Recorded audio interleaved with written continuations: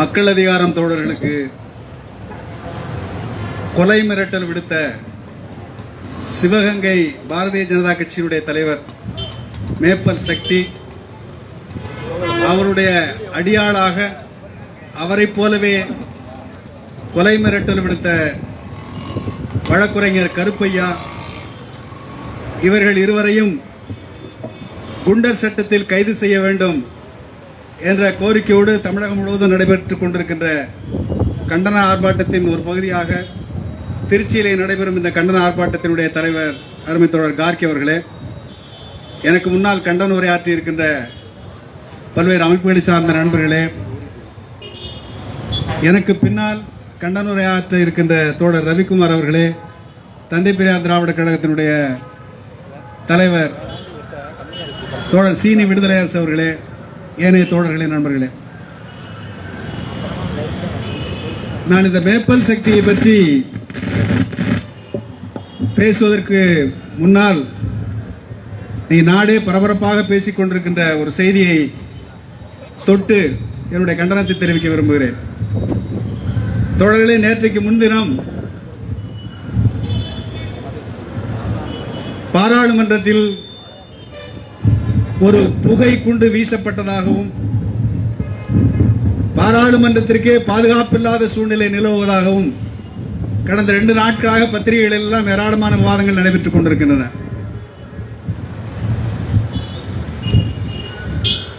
கடந்த ஒரு வாரத்திற்கு மேலாக 2001 பாராளுமன்றத்தின் மீது தீவிரவாதிகள் தாக்குதல் நடத்தியதைப் போல இன்னொரு தீவிரவாத தாக்குதலை நடத்துவதற்கு தீவிரவாதிகள் திட்டமிட்டுக் கொண்டிருக்கிறார்கள் என்ற ஒரு புரளியை கடந்த ஒரு வாரம் 10 நாட்களுக்கு மேலாக பாஜக காரர்கள் பரப்பிக் கொண்டே இருந்தார்கள். திடீர்னு அதே 13ஆம் தேதி ஒரு 2 இளைஞர் பாராளுமன்றத்துக்குள்ள எல்லாம் சாப்பிட போயிட்டான். அங்கே பேசுறதுக்காக காத்து இருந்த ஒரு 10 MP தான் பாராளுமன்றத்தில் இருக்கிறார்கள். திடீர்னு 2 பேர் பார்வையாளர் மாடத்திலிருந்து குதிச்சு ஒரு புகையை கிளப்பி விட்டு போயிட்டான். உடனே பாதுகாப்புக்கு ஆபத்து, இந்தியாவுடைய இறையாண்மைக்கு ஆபத்து, ஆகா ஓஹோ அப்படி இப்படி என்று சொல்லி ஒரு 6 இளைஞர்கள் மீது வழக்கு பதிவு செய்திருக்கிறார்கள். என்ன வழக்கு என்றால், பயங்கரவாத நடவடிக்கைகளை தடுக்கின்ற சட்டமாக இருக்கின்ற உபா என்கிற சட்டம், அன்லாஃபுல் ஆக்டிவிட்டீஸ் பிரிவென்ஷன் ஆக்ட், இந்தியாவில் இருக்கக்கூடிய மிக கொடிய சட்டங்களில் அது ஒன்று. கொடிய சட்டங்களிலே முதன்மையான கொடிய சட்டம். என்ன நடந்தது உங்களுக்கு எல்லாம் தெரியும். இந்த கம்ப்யூட்டர் சாம்பிராணின்னு ஒன்று இருக்கு. இந்த கம்ப்யூட்டர் சாம்பிராணியை கொளுத்தி வச்சீங்கன்னா அது பாட்டு புகைஞ்சிக்கிட்டே இருக்கும். அந்த மாதிரி சாதாரணமாக புகையக்கூடிய ஒரு ரசாயனத்தை ஒரு கேன்ல, சின்ன இந்த சாராயம் விற்கிற கேன் மாதிரி, சின்ன இந்த பெப்சி கொக்கோலாம் விற்கிறாங்களா அந்த மாதிரி ஒரு கேன்ல அடைச்சு 2 பசங்க போய் அந்த கேஸை திறந்து விட்டான். இந்த சினிமா காட்சிகள் அந்த காலத்தில் கனவு காட்சிகளுக்கு ஒரு புகையை கிளப்பி விட்டு அதிலே கதாநாயகன் டான்ஸ் ஆடுவாங்க. அந்த மாதிரி பிரச்சனை இல்லாத ஒரு புகையை கிளப்பி விட்டு அவர்கள் சில கோரிக்கையை வைத்திருக்கிறார்கள். என்ன கோரிக்கை வைத்திருக்கிறாங்க? மோடி அவர்களே, நீங்கள் ஆட்சிக்கு வருவதற்கு முன்னால் ஆண்டுக்கு 2 கோடி வேலை வாய்ப்புகளை தருவோம் என்று சொன்னீர்கள். நான் BE படிச்சிருக்கேன், MA MEd படிச்சிருக்கேன், PhD படிச்சிருக்கேன், எந்த வேலையும் கிடைக்கல. ஆகவே நீ கொடுத்த உத்தரவாதத்திற்கு பதில் சொல். அது ஒரு கோரிக்கை. 2வது கோரிக்கை, ஒரு ஆண்டுக்கு மேலாக போராடிய அந்த விவசாயிகளுடைய பிரச்சனையை இன்னும் தீர்க்கல, அதை தீர்க்க வேண்டும். 3வதாக, மோடியை நாங்கள் பார்க்கவே முடிய மாட்டேங்குது. மோடி எப்ப பார்த்தாலும் எங்க வெளியில தான் இருக்காரு. மோடி எங்க இருக்கிறான்னு தெரிஞ்சுக்கிறது ஒன்றும் பெரிய பிரச்சனை இல்லை. வெளியுறவுத்துறை அமைச்சர் ஜெய்சங்கரை கூப்பிட்டு ஐயா மோடி எங்க இருக்காரு கேட்டா அவர் சொல்லிடுவார். அவருக்கு தான் தெரியும் எந்த நாட்டுக்கு போயிருக்காரு. மோடியை எங்களால் பார்க்க முடியவில்லை, மோடியை காணவில்லை. நம்ம ஊர்ல எல்லாம் பாத்தீங்கன்னா ஒரு MLA அந்த தொகுதிக்கு ஒன்னும் செய்யலன்னு வச்சுங்களேன், MLA காணவில்லைன்னு ஒரு போஸ்ட் அடிச்சு விட்டுவான். MLA காணவில்லைன்னு போஸ்ட் அடிச்சு விட்டு பதிலாக பிரதம மந்திரி காணவில்லைன்னு போஸ்ட் அடிச்சு ஒரு நோட்டீஸ் அடிச்சு அங்கே போட்டுருக்கான். இவ்வளவுதான் நடந்தது. இதை என்ன செய்கிறார்கள்? இந்தியாவினுடைய பாராளுமன்றத்திற்கு எதிராக தாக்குதல் நடத்துவதற்கு சதி செய்தார்கள், திட்டமிட்டார்கள். இந்தியாவினுடைய பாராளுமன்றத்திற்கே ஒரு ஆபத்தில்லாத சூழ்நிலை உருவாகி இருக்கிறது.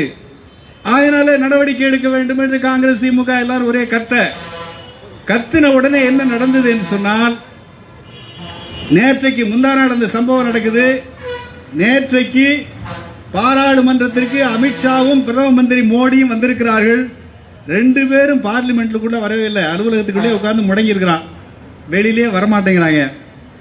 இதெல்லாம் பார்த்தா ஏதோ ஒரு திட்டமிட்ட நாடகத்தை இவர்களே அரங்கேற்றிக் கொண்டிருக்கிறார்களோ என்று ஒரு பக்கம் சந்தேகம் எழுந்தாலும், ஒரு சாதாரண நடவடிக்கை, ஒரு எதிர்ப்பு தெரிவிக்கின்ற நடவடிக்கை, கண்டனத்தை பதிவு செய்திருக்கிறார்கள். மேல ஒண்ணு இல்ல, மக்களால் தேர்ந்தெடுக்கப்பட்ட எம்பிக்கள் சபாநாயகருக்கு முன்னால போய் என்னென்னமோ கோஷம் போடுறாங்க, சத்தம் போடுறாங்க, எவ்வளவு பண்றாங்க. அவன் பார்வையாளர் மாடத்திலிருந்து கீழே குச்சி பண்ணிட்டான், அவ்வளவுதான். அதுவும் ஒரு சாதாரண சாம்பிராணி புகை, அவ்வளவுதான். அதை வைத்துக் கொண்டு 2 நாட்களாக தேசத்திற்கே ஆபத்து வந்து விட்டது. ஆகவே மிகப்பெரிய தேசத்திற்கு எதிரான சதியை இவர்கள் செய்திருக்கிறார்கள் என்று கடுமையான குற்றப்பிரிவுகளின் கீழே, சட்டத்தின் கீழே வழக்கு பதிவு செய்து உள்ளே வைத்திருக்கிறார்கள், விசாரித்துக் கொண்டிருக்கிறார்கள். அந்த இளைஞர்கள்லாம் வேற வேற ஊரை சேர்ந்தவன். இவன் எந்த இந்துக்களுக்காக நான் கட்சி வச்சிருக்கேன்னு சொல்றான் பிஜேபி. அந்த குற்றத்தில் சம்பந்தப்பட்டவர்கள் என்று 5 பேர் கைது செய்யப்பட்டிருக்கிறார்கள். ஒருவர் தலைமறைவாகிவிட்டார், அதிலே ஒருவர் பெண்.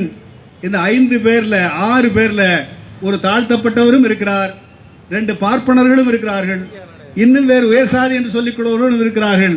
மொத்தத்தில் பாரதிய ஜனதா கட்சி யாருடைய நலனுக்காக இருக்கிறது என்று சொல்லுகிறதோ, எந்த இந்துக்களுக்காகவே நாங்கள் கட்சி வைத்திருக்கிறோம் என்று சொல்லிக் கொண்டிருக்கிறார்களோ RSS காரர்கள், பிஜேபி காரர்களும், அவை இந்த பாராளுமன்றத்தில் இந்த புகை குண்டை வீசிய அத்தனை பேரும் இந்துக்கள். இப்ப இந்துக்கள் பயங்கரவாதிகள் ஆயிட்டார்கள். எதுக்கு? பாராளுமன்றத்தில் புகையை போட்டது. சரி, ஒரு சாதாரண புகை, சாம்பிராணி புகையை போட்டதே பயங்கரவாதம் என்று சொன்னால், ஒருத்தன் பிஜேபி தலைவர் சொல்லிட்டு ஒருத்தன்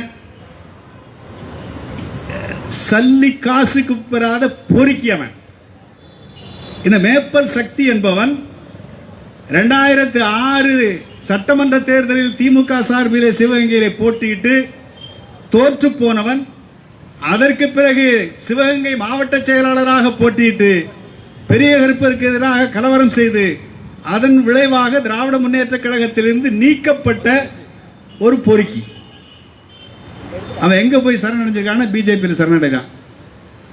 நீங்க பிஜேபி பறவைகளின் சரணாலயம் போல நாடு முழுவதும் இருக்கக்கூடிய கிரிமினல்கள், பொறுக்கிகள், அயோக்கியர்கள், பித்தலாட்ட பேர்வழிகள், பண மோசடி பண்றவன், மக்களை ஏமாத்துறவன், எல்லா பயலுக்கும் சரணாலயம் எது என்று சொன்னால் பிஜேபி தான்.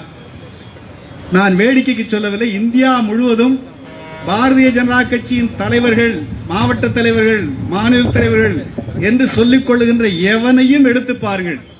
எவனுடைய வரலாற்றை எடுத்து பார்த்தால் ஒருவனாவது ஒரு யோக்கியனாக, ஒருவனாவது தகுதியுள்ளவனாக, ஒருவனாவது இருக்கிறானா என்று தேடி பார்த்தால் யாருமே இல்லை என்பதுதான் உண்மை.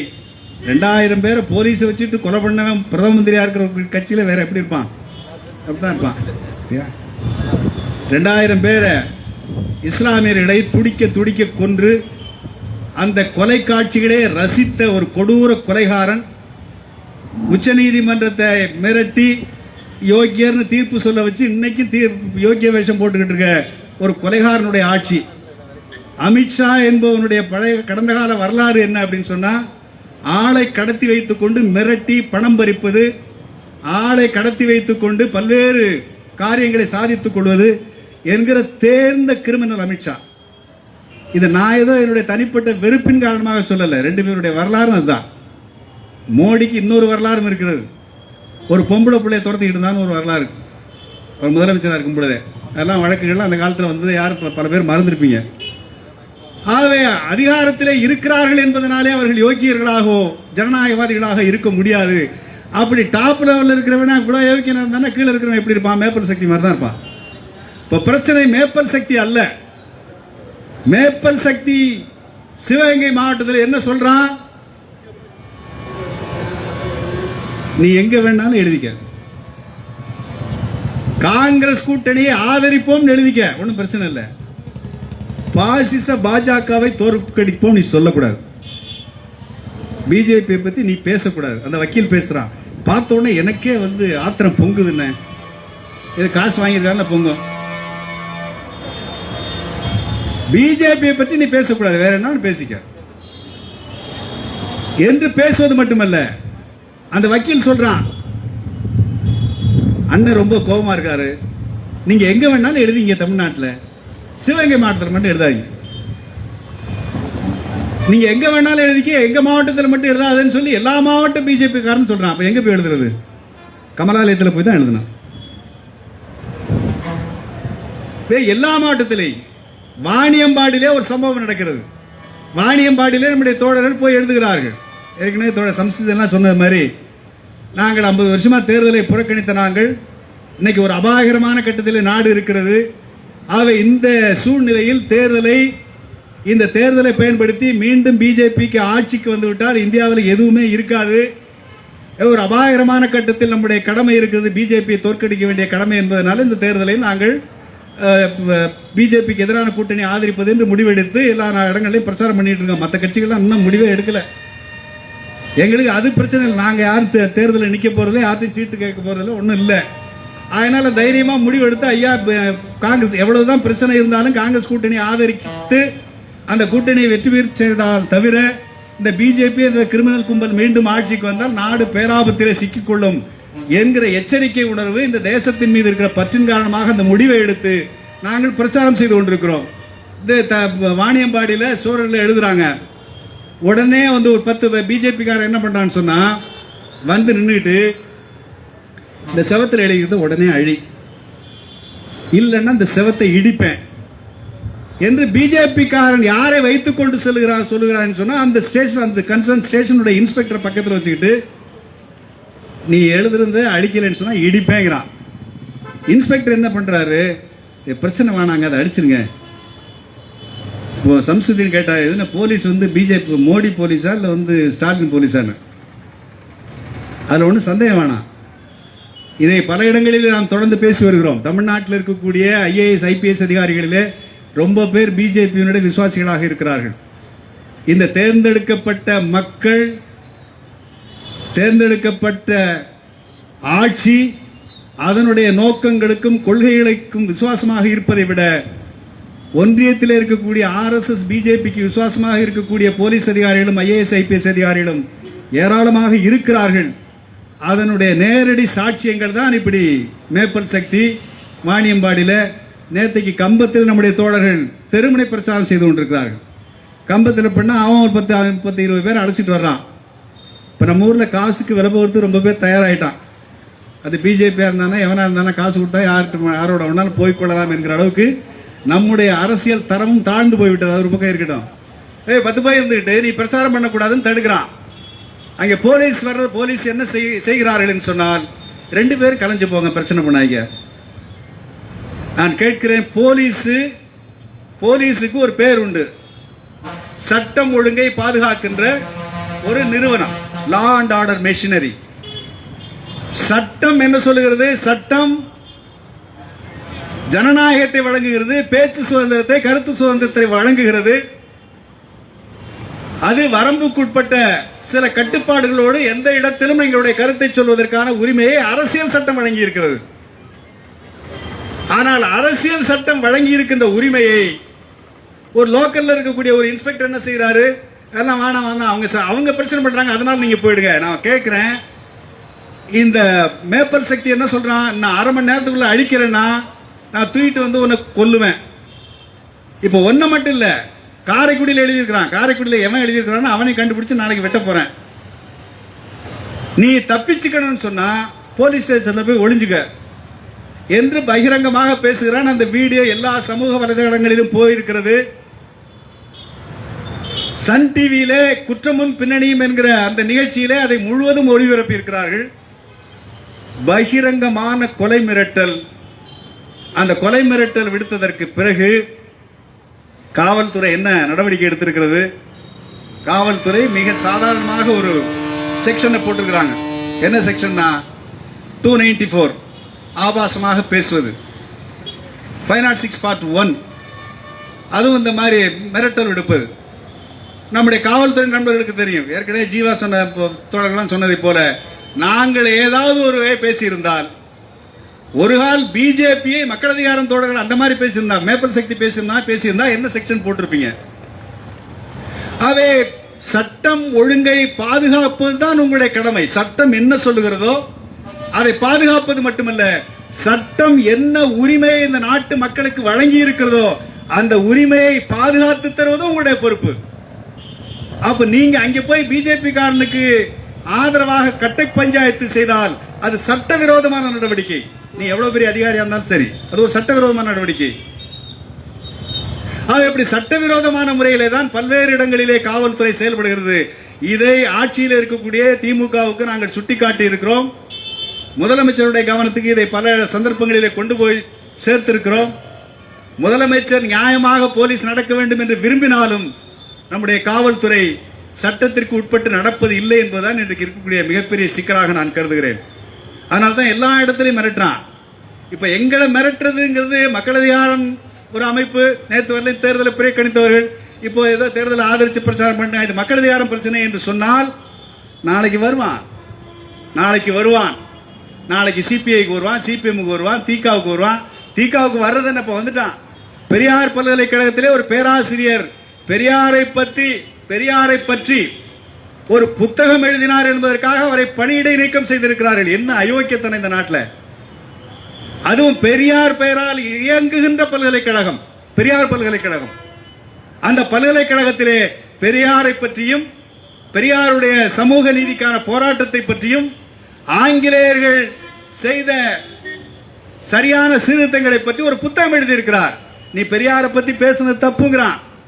ஆகையினாலே வேலை நீக்கம் செய்கிறார்கள். அதனால மேப்பல் சக்தி மக்கள் அதிகாரத்தை மிரட்டினான் என்பது அல்ல. நாளைக்கு ஆட்டை கடிச்சு மாட்டை கடிச்சு மனுஷனை கடிக்குன்னு சொல்லுவாங்களே, அதுபோல நான் இப்ப திமுகவே மிரட்ட ஆரம்பிச்சிருக்கான்.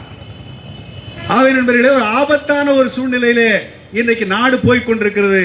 இன்றைக்கு இந்த போய்கொண்டிருக்கிற இந்த சூழ்நிலையில் சிக்கலை என்னவென்று சொன்னால், இந்த பிஜேபி கார மிரட்டுறது நாம ஒன்றும் பெரிய பிரச்சனை இல்லை. இப்ப நாம எங்க ஆர்ப்பாட்டம் நடத்தி அது பெரிய பிரச்சனையாகி சோசியல் மீடியால வந்த பிறகு அவன் இப்ப சமாதானம் பேசுறதுக்கு வர்றதா கேள்வி. நான் வெட்டுவேன் குத்துவேன், நேத்தே உன்னை தோட்டத்தில் தூக்கி கொண்டாந்து வெட்டிடலான்னு முடிவு பண்ணேன். ஆனா அண்ணன் கொஞ்சம் கோபத்தை தனிச்சு வச்சிருக்கோம் நாங்க அப்படின்னு அந்த வக்கீல் பேசுறான். ஒரு பக்கம் இருக்கட்டும். ஆனால் இதை பிரச்சனையாக வெளியிலே கொண்டு வந்ததற்கு பிறகு கொஞ்சம் இறங்கி வந்திருப்பதாக சொல்லுகிறார்கள். அதாவது எப்போதுமே இந்த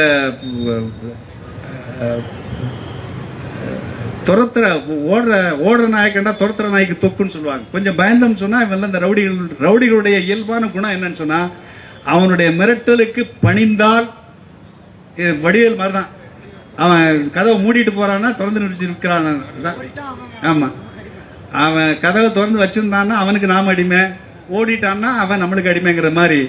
இந்த நாங்களும் பெரிய பெரிய என்னுடைய அரசியல் வாழ்க்கையில பெரிய பெரிய ரவுடி எல்லாம் பார்த்திருக்கேன். பெரிய ரவுடி என்று சொல்லவர்களை தான் நான் பார்த்திருக்கிறேன். ஆகவே இந்த ரவுடித்தனத்திலிருந்து இந்த ரவுடித்தனத்தை அவர்கள் மூலதனமாக வைத்துக் கொண்டு எல்லோரையும் மிரட்ட தொடங்கி இருக்கிறார்கள். இது அபாயம் என்னவென்று சொன்னால், தமிழ்நாட்டில் இருக்கக்கூடிய காவல்துறை சட்டவிரோதமாக அவன் மிரட்டுவதற்கு உரிய செக்ஷன்ல போடல. எல்லாத்துக்கும் என்னென்னத்துக்கெல்லாம் சுவமோட்டாவா நீதிமன்றங்கள் வழக்குகளை எடுக்கிறார்கள். ஒரு வக்கீல் அப்படி பகிரங்கமா பேசுறான். ஒரு பிஜேபிக்கு அடியாள் இருந்துகிட்டு அண்ணன் ரொம்ப கோவப்படுறாரு, ஏதாவது பிரச்சனை பண்ணிடுவாரு, ஏதாவது பெரிய மர்டர் ஆகி போயிடும், இந்த தேர்தலுக்குள்ள ஏதாவது சிக்கல் வந்துடும், ஆகையினால உடனே அழிச்சிருங்க, அரை மணி நேரத்துக்குள்ள ஏதாவது ஆக போகுதுன்னு சொல்லி அவர் தூங்கிட்டு இருந்தவர் எழுப்பி மிரட்டுறான். ஆனால் அந்த வக்கீல் மீது உடனடியாக தமிழ்நாடு பார் கவுன்சில் அவர் மீது நடவடிக்கை எடுக்க வேண்டும். அவருடைய வழக்குரைஞர் உரிமம் ரத்து செய்யப்பட வேண்டும் என்ற கோரிக்கையை நாம் சேர்த்து முன்வைக்கிறோம். இப்ப என்ன என்று சொன்னால், இந்த காவல்துறை மிக மிக போலீஸ் ஸ்டேஷன்ல பெயில விடுற மாதிரி 2 சாதாரண பிரிவுகளின் கீழ் வழக்கு பதிவு செய்திருக்கிறார்கள். அதோடு அவன் இப்போ இருக்கிறான். ஆனால் அங்கே சிவகங்கையிலே அவன் வழக்கு பதிவு செய்திருக்கிறார்கள் என்பதில் அந்த வழக்கு பதிவு செய்த சமூக ஊடகங்கள் எல்லாம் வந்ததற்கு பிறகு, தொலைக்காட்சிகள் எல்லாம் செய்தியாக வந்ததற்கு பிறகும் கூட நேற்று கம்பத்தில் மிரட்டுறான். அவை எல்லா இடங்களிலுமே அவர்கள் மிரட்டுவார்கள். நண்பர்களே, இன்றைக்கு இருக்கக்கூடிய மிகப்பெரிய பிரச்சனை என்னவென்று சொன்னால், இந்த இந்தியாவிலே எந்த இடத்திலும் பாரதிய ஜனதா கட்சிக்கு எதிராக யாரும் பேச முடியாத அளவுக்கு பேச முடியாது என்கிற நிலையை அவர்கள் மெல்ல மெல்ல மெல்ல மெல்ல உருவாக்கி கொண்டிருக்கிறார்கள். இதுதான் மிகப்பெரிய ஆபத்து. அமித்ஷா மோடி பேசி இருக்கிறார், உங்களுக்கு அமித்ஷா பேசினார், உங்களுக்கு எல்லாம் தெரியும். மோடியும் அமித்ஷாவும் தொடர்ந்து மத்திய பிரதேசத்து தேர்தல் பிரச்சாரத்திலே பேசினார்கள். மோடி என்ன சொல்றாரு? காங்கிரஸ் என்பது அர்பன் நக்சலைட்டுகளுடைய ஆலோசனையின்படி நடக்கிறது. காங்கிரஸ்ல அர்பன் நக்சலைட்டுகள் வந்துட்டாங்க. காங்கிரஸே நக்சலைட்டுன்னு பிஜேபி காரன் சொல்ல ஆரம்பிச்சான்னா நக்சலைட் என்ன சொல்லுவான்? அல்லது திமுக அண்ணா திமுக சிபிஐ சிபிஎம் என்ன சொல்றான்னு கொஞ்சம் யோசிச்சு பாருங்க. அவை காங்கிரஸே பயங்கரவாதிகளோடு தொடர்பு வைத்திருக்கக்கூடிய கட்சி என்பதை போல ஒரு பிரச்சாரத்தை செய்கிறார்கள். அது மட்டுமல்ல, அமித்ஷா சொல்றான், நாங்க இந்தியாவில் 60% மாவோயிச தீவிரவாதிகளை ஒடுக்கி விட்டோம், அதாவது கம்யூனிஸ்டுகளை ஒடுக்கி விட்டோம். இன்னும் 2 வருஷம் தான் சுத்தமா எல்லாரையும் முடிச்சிருவான். அவன் மாவோயிச தீவிரவாதிகள் என்று சொல்வதை ஏதோ சத்தீஸ்கர்லையும் ஜார்க்கண்ட்லையும் ஒரிசாவில் இருக்கக்கூடிய மாவோயிஸ்டுகளை குறிவைத்து அவன் பேசுகிறான் என்று அரசியல் கட்சிகள் நினைத்துக் கொண்டால் அதை விட பைத்தியக்காரத்தனம் வேற எதுவும் கிடையாது. அவன் மறைமுகமாக சொல்லுகிறான், நாங்கள் எங்களை எதிர்ப்பவர்கள் அத்தனை பேரையும் நிர்மூலமாக்குவோம். மத்திய பிரதேச தேர்தலில் மோடி என்ன பேசினாரு? காங்கிரஸை இன்னும் 100 ஆண்டுகளுக்கு நீங்கள் ஆட்சிக்கு வரவிடாமல் தடுக்க வேண்டும். மத்திய பிரதேசத்தில் பேசுறாங்க மோடி. 100 ஆண்டுகளுக்கு காங்கிரஸை நீங்கள் அதிகாரத்திற்கு வரவிடாமல் தடுக்க வேண்டும் என்பதற்கு என்ன பொருள்? ஒரே பொருள் தான், இன்னும் 100 வருஷத்துக்கு நான் தான் ஆட்சியில் இருப்பேங்க. அமித்ஷா ஏற்கனவே சொல்லிவிட்டார், 2024 தேர்தலிலே நாங்கள் ஆட்சிக்கு வந்தால் அடுத்து 50 ஆண்டுகள் எங்களுடைய ஆட்சி தான் இருக்கும். அப்ப 100 வருஷம் பிஜேபி தான் ஆட்சியில் இருக்கும், 50 வருஷம் தான் பிஜேபி ஆட்சி இருக்கும்னா எதிர்கட்சிகளே இருக்காது என்றதற்கு பொருள். நீங்க பிஜேபி காரன் புதுசா ஒன்று கொண்டு வந்திருக்க, ஒரே நாடு ஒரே தேர்தல், ஒரே நாடு ஒரே மொழி ஒரே பண்பாடு ஒரே ரேஷன் கார்டு ஒரே எல்லாம் ஒரே. அதுல முக்கியமாக அவர் கொண்டு வந்ததுன்னா ஒரே நாடு ஒரே தேர்தல். இந்த ஒரே நாடு ஒரே தேர்தல் என்பதற்கு ஒரு முக்கியமான பொருள் இருக்கிறது, பல பேரும் புரிந்து கொள்வதில்லை.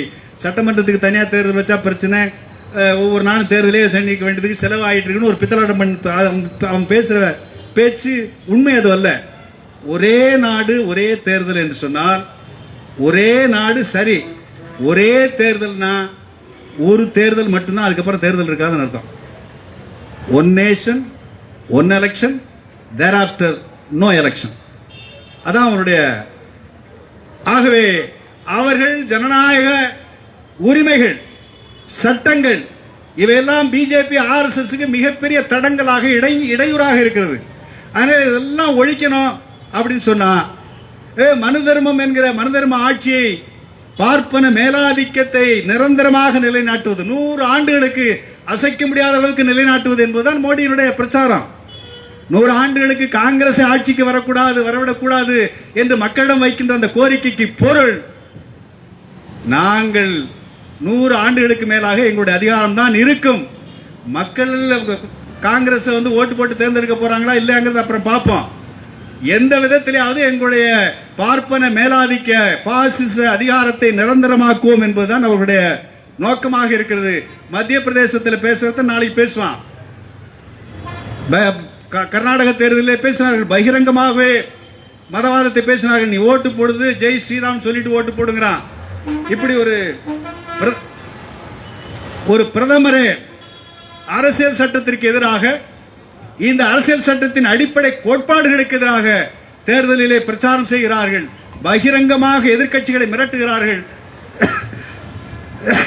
நேற்று பாராளுமன்றத்தில் இந்த புகை குண்டு வீசப்பட்டதை எதிர்த்து என்ன நடவடிக்கை எடுத்திருக்கீங்கன்னு கேட்டா அதற்கு பதில் சொல்வதற்கு அமித்ஷாவும் மோடியும் பாராளுமன்றத்துக்குள்ளே வரமாட்டேங்கிறான். மணிப்பூர்ல கலவரம் நடந்தது போது இந்த நாடே கேட்டது, ஐயா மோடி அவர்களே, இந்த நாட்டினுடைய ஒரு மாநிலம் பற்றி எரிந்து கொண்டிருக்கிறது, நீ வா பார்லிமெண்ட்ல ஒரு வார்த்தை பதில் சொல்லு என்று கேட்பதற்கு ஏராளமான நாட்கள் போராட்டம் நடத்தி கடைசியா பார்லிமெண்ட்டுக்குள்ள வரதுக்கு முன்னாடி வெளியில 10 பத்திரிகையாளர்களை கூப்பிட்டு ஆமா ஆமா எனக்கு வருத்தமா தான் இருக்கு அப்படின்னு சொல்லிட்டு போயிட்டார். நாட்டை பற்றி மக்களை பற்றி எந்த கவலையும் இல்லாத ஒரு கிரிமினல் கும்பல் அதிகாரத்தில் இருக்கிறது என்பதனுடைய வெளிப்பாடுதான் இன்றைக்கு மேப்பல் சக்தி போன்றவர்களும் மற்ற இடங்களிலே அவர்கள் எல்லோரையும் மிரட்டுவது என்பது. என்ன தமிழ்நாட்டுக்குள்ள இருந்துகிட்டு அண்ணாமலை என்ன மிரட்டுறான்? அண்ணாமலை ஒரு தேர்ந்த கிரிமினல். அதாவது போலீஸ் அதிகாரிகள்ல போலீஸ் அதிகாரிகளுக்கு இந்த கிரிமினல் புத்தி என்பது இயல்புல வந்துடும். ஏன்னா அவங்க அதிகமா அவங்க கையாளுறதே கிரிமினல்களை தான். அதனால அது இந்த ஒட்டுவார் ஒட்டி மாதிரி வேற வகையில தன்னுடைய செல்வாக்கை நிலையாட்டுக் கொள்ளலாம் என்று வந்துட்டு இப்போ ஒண்ணு தமிழ்நாட்டுக்குள்ளே எந்த பொய்ய வேணாலும் பேசலாம், எதை வேணாலும் செய்யலாம். எவ்வளவு ரவுடிகளோடு தொடர்பு வைத்திருக்கிறான். இந்த மாதிரி மக்களை ஏமாற்றி கோடிக்கணக்கில் பணத்தை கொள்ளையடிக்கின்ற கிரிமினல் கும்பலோடு தொடர்பு வைத்திருக்கிறான் என்பதெல்லாம் சந்தி சிரித்த பிறகும் கூட உலக மகா யோகியன் அவன் பேசிட்டு இருக்கிறான். அவனுக்கு இசட் பிரிவு பாதுகாப்பு. ஒரு கிரிமினல் மக்களை ஏமாற்றுகின்ற மோசடி பேர் வழிகளோடு கூட்டு சேர்ந்திருக்கிற ஒரு கிரிமினல், ஒரு குற்றவாளி, அவனுக்கு இசட் பிரிவு பாதுகாப்பு. ஆனால் இந்த நாட்டில் இருக்கக்கூடிய கோடிக்கணக்கான மக்கள், இந்த நாட்டில் இருக்கக்கூடிய அரைகுறை சுதந்திரம், ஜனநாயக உரிமைகள், இவற்றை நாம் பறிபோக விட்டுவிடக் கூடாது. ஆகையினாலே பிஜேபியை தோற்கடிக்க வேண்டும் என்கிற இந்த வரலாற்று அரசியல் கடமையின் காரணமாக ஒரு பிரச்சாரத்தை மேற்கொண்டால் எல்லா இடங்களிலும் மிரட்டுகிறார்கள். இப்போது பிஜேபி காரன் நாங்க சமாளிக்கலாம், அது ஒன்றும் பிரச்சனையே கிடையாது. ஆனால் குறுக்கே நிற்பவர்கள் எல்லாம் யார் என்று சொன்னால் போலீஸ்காரர்கள், போலீஸ் அதிகாரிகள். நான் இந்த ஊர்ல சென்ட்ரல் ஜோன் ஐஜி இருக்கிறாரு. ஐஜிக்கு இந்த விஷயம் எல்லாம் போய் சேருமா என்ன நமக்கு தெரியாது. நம்ம பேசலாம் போய் சேராது, அண்ணாமலை பேசினா போய் சேரும். நான் கேட்டுக்கொள்கிறேன், இந்த காவல்துறை உடனடியாக சீரமைக்கப்பட வேண்டும். யாரெல்லாம் பிஜேபிக்கு கையாளா இருக்கிறானோ அவன் பூரா நடவடிக்கை எடுத்து அவர்கள் பதவி இறக்கம் செய்யப்பட வேண்டும், அல்லது அதிகாரம் மற்ற பதவிகளுக்கு அனுப்பப்பட வேண்டும். இல்லைன்னா ரொம்ப சிக்கல். கடந்த ஆண்டு கர்நாடகத்தில் தேர்ந்தெடுக்கப்பட்டு காங்கிரஸ் ஆட்சிக்கு வந்தோடனே அந்த மாநிலத்தினுடைய முதலமைச்சர் பகிரங்கமாக அறிவித்தார், கர்நாடகத்தில் போலீஸ்ல யாரெல்லாம் பிஜேபி ஆளா இருக்கிறானோ அத்தனை பேர் மீது நாங்கள் நடவடிக்கை எடுப்போம், அவர்களை அதிகாரத்திலிருந்து நீக்குவோம். பிஜேபிக்கு ஆதரவாக இந்த போலீஸ் மறைமுகமாக செயல்பட்டால் அவர்கள் கடுமையான விளைவுகளை சந்திக்க வேண்டும் என்று கர்நாடக மாநிலத்தினுடைய துணை முதலமைச்சர் டி.கே. சிவகுமார் பகிரங்கமாக அறிவித்தார். பதவியேற்பு முடிந்த உடனே அவர்கள் உண்மையை தெரிந்து கொண்டார்கள். ஆனால் தமிழ்நாட்டில் ஏன் இந்த அரசு இப்படிப்பட்ட பிஜேபி கையாட்கள் மீது கை வைக்க தயங்குகிறது என்று நமக்கு தெரியவில்லை. ஆகவே இந்த ஆர்ப்பாட்டத்தின் வாயிலாக நாங்கள் கேட்டுக்கொள்ள விரும்புவதெல்லாம், ஒரு சாதாரண குற்றத்துக்கு போன வருஷம் ஒரு இஸ்லாமியர் ஒருத்தர் அவர் ஏதோ ஒரு இந்து சாமியாரை மிரட்டினார் என்று சொல்லி அவர்களை உபா சட்டத்தின் கீழ் செய்கிறார்கள். அதை பற்றி நேற்றைக்கு உயர்நீதிமன்றம் கருத்து தெரிவித்திருக்கிறது. என்னையா ஒருத்தர் மிரட்டினாக்கா அதை பயங்கரவாத நடவடிக்கைன்னு கருத முடியுமா? அவர் இந்து சாமியார் மிரட்டினது உண்மைன்னே வச்சுக்குவோம். அப்படி மிரட்டினது எப்படி பயங்கரவாத நடவடிக்கையாக இருக்கணும்?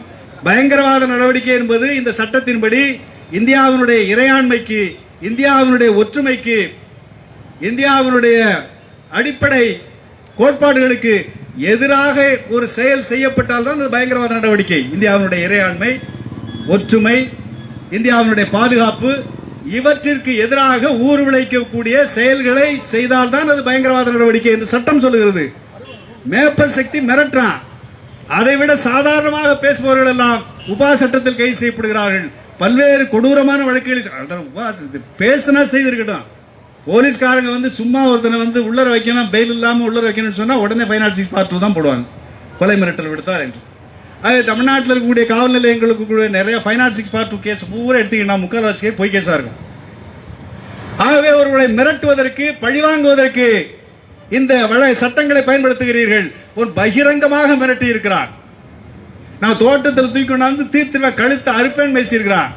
என்ன நடவடிக்கை எடுக்கணும்? இதெல்லாம் குண்டர் சட்டத்தில் நடவடிக்கை எடுப்பதற்கு போதுமான ஆதாரங்கள், இவ்வளவு ஆதாரங்கள் கையிலே இருப்பதற்கு பிறகும் கூட சிவகங்கை மாவட்ட காவல்துறை எந்த நடவடிக்கையும் எடுக்கவில்லை. நாங்கள் சவுத் ஜோன் ஐஜியை பார்த்து பெட்டிஷன் கொடுத்திருக்கிறோம், எஸ்பியை பார்த்து கொடுத்தாச்சு, கலெக்டரை பார்த்து கொடுத்தாச்சு, அங்க நடவடிக்கை எடுக்கிறோம். புதுதா போஸ்ட் பெறாங்களே தவிர பிஜேபிக்கு ஆதரவாகத்தான் இந்த காவல்துறையும் நிர்வாகத்திலும் பிஜேபிக்கு ஆதரவான சக்திகள் களையெடுக்கப்படவில்லை என்று சொன்னால் எங்களை போன்றவர்களுக்கு தெரியும் எப்படி எதிர்கொள்வது என்று. ஆனால் எதிர்காலத்தில் தமிழ்நாட்டில் ஜனநாயக உரிமைகளை பற்றி பேசுவதற்கு இடமே இல்லாத அளவுக்கு பாரதிய ஜனதா கட்சி குண்டர்கள் தான் ஆதிக்கம் செலுத்துவார்கள் என்கிற அபாயத்தின் அறிகுறி தான் மேப்பல் சக்தி பேசுவது, மற்ற இடங்களிலே நடக்கின்ற நடவடிக்கைகள். ஆகையினாலே நான் தமிழக அரசை மீண்டும் கேட்டுக்கொள்வேன். இந்த திருச்சியில் இருக்கக்கூடிய சென்ட்ரல் ஜோன் ஐஜியை கேட்டுக்கிறேன். திருச்சியில ஒன்றும் பெரிய பிரச்சனை இல்லை, அனுமதி எல்லாம் கொடுத்துட்றாங்க. ஆனால் பல இடங்களிலே இந்த சிக்கல்கள் இருக்கின்றன. இதை டிஜிபி கவனத்திலே கொள்ள வேண்டும். இந்தியாவில் இந்திய அரசியல் சட்டம் வழங்கி இருக்கின்ற அடிப்படை உரிமைகளை மக்கள் செயல்படுத்திக் கொள்வதற்கு, அந்த உரிமைகளை நிலைநாட்டிக் கொள்வதற்கு துணை புரிய வேண்டிய வேலைதான் காவல்துறையினுடைய வேலை அல்ல. காவல்துறையினுடைய வேலையை தவிர இந்த மாதிரி கிரிமினல்களுக்கு பாதுகாப்பு கொடுப்பதும், ஜனநாயக உரிமைகள் மக்களுக்கு கிடைக்காமல் செய்கின்ற ரவுடிகளுக்கு பாதுகாப்பு கொடுப்பதும், அவர்களுக்கு ஆதரவாக அடியாட்களைப் போல செயல்படுவதும் சட்டவிரோதமான நடவடிக்கை. இப்படிப்பட்ட சட்டவிரோதமான நடவடிக்கைகளில் ஈடுபடுகின்ற காவல்துறையினர் மீது நாங்கள் கடுமையான தொடர் நடவடிக்கைகளை மேற்கொள்வோம் என்பது மட்டுமல்ல, இதை எச்சரிக்கையாக எடுத்துக்கொண்டு மேப்பல் சக்தி உடனடியாக குண்டர் சட்டத்திலே கைது செய்யப்பட வேண்டும். இருக்கிற ஒவ்வொரு நாளும் மற்றவங்களுக்கு ஆபத்து. இது திராவிட முன்னேற்ற கழகத்துக்கு நன்றாக தெரியும். அந்த மேப்பல் சக்தி அவன் எம்எல்ஏ தேர்தலில் நின்று தோற்றதற்கு பிறகு அந்த உள்ளாட்சி தேர்தலில் போட்டிட்டு தனக்கு வெற்றி கிடைக்காது என்று தெரிந்ததற்கு பிறகு ஓட்டு போட்டி எல்லாம் தூக்கிட்டு ஓடின போவன். அதெல்லாம் வழக்கு இருக்காங்க.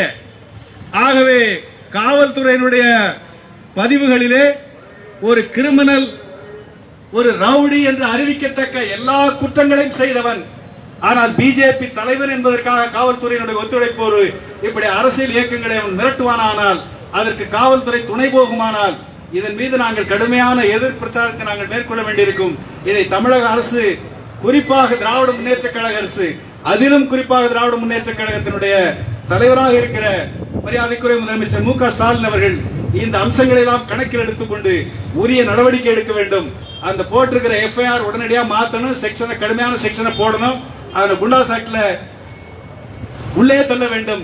அதே போல வழக்குரைஞர் கருப்பையா உடனடியாக அவருடைய வழக்குரைஞர் உரிமம் ரத்து செய்யப்பட வேண்டும், தற்காலிகமாக ரத்து செய்யப்பட்டு அவர் மீது குற்ற நடவடிக்கை எடுக்கப்பட வேண்டும் என்ற இந்த கோரிக்கைகளை மீண்டும் வலியுறுத்தி வாய்ப்புக்கு நன்றி சொல்லி முடிக்கிறேன். நன்றி, வணக்கம்.